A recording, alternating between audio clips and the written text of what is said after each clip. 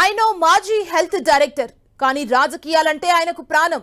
ఓవైపు ఉద్యోగం చేస్తూనే తరచూ వార్తల్లో నిలుస్తూ రాజకీయాల్లోకి వచ్చేందుకు చాలా ప్రయత్నాలే చేశారు.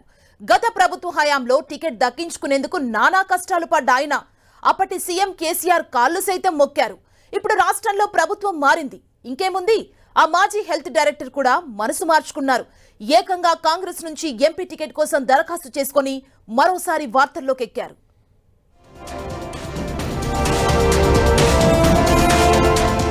ఇదిగో ఈయన పేరు గడల శ్రీనివాసరావు. మొన్నటి వరకు తెలంగాణ రాష్ట్ర హెల్త్ డైరెక్టర్ గా పనిచేశారు. చాలా కాలం పెద్దగా ప్రచారంలోకి రాని గడల పేరు కరోనా సమయంలో ఒక్కసారిగా సంచలనంగా మారింది. కరోనా సమయంలో భద్రాద్రి కొత్తగూడెం జిల్లాలోని ఓ మహిళా ప్రజాప్రతినిధి ఇంటి వద్ద జరిగిన పూజల్లో పాల్గొనడమే దీనికి కారణం. అవి సాధారణ పూజలే అయ్యుంటే ఎవ్వరూ ఆశ్చర్యపడేవారు కాదు. తనకు తాను దేవతగా ప్రకటించుకున్న ఓ మహిళ ఇంట్లో ఎండు మిరపకాయలతో జరిపిన హోమంలో శ్రీనివాసరావు స్వయంగా కూర్చోవడం కలకలం రేపింది. అప్పట్నుంచి వరుసగా వార్తల్లో నిలుస్తూనే ఉన్నారు ఈ మాజీ హెల్త్ డైరెక్టర్. ఇక కరోనా సమయంలో మాస్క్ లేకుండా ఉద్యోగులతో కలిసి డ్యాన్స్ చేయడం వివాదాస్పదంగా మారింది. ఆ తర్వాత కూడా పలు చోట్ల డ్యాన్సులు చేసి వార్తల్లో నిలిచారు గడల. ఆ తర్వాత ఓ తాయెత్తు వల్లే తాను బతికాను అని, యేసుక్రీస్తు మాత్రమే ఈ లోకానికి దేవుడు అంటూ సంచలన వ్యాఖ్యలు చేశారు. అంతేకాదు, సిద్ధాంతాలకు ఆకర్షితుడినై కొన్నాళ్లు నక్సల్స్ లో కూడా తిరిగానంటూ చెప్పుకొచ్చారాయన.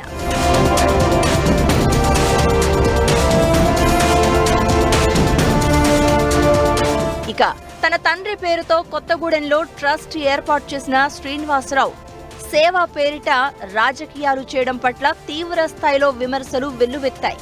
ప్రభుత్వ ఉద్యోగంలో ఉంటూనే తరచూ రాజకీయ వ్యాఖ్యలు చేశారు.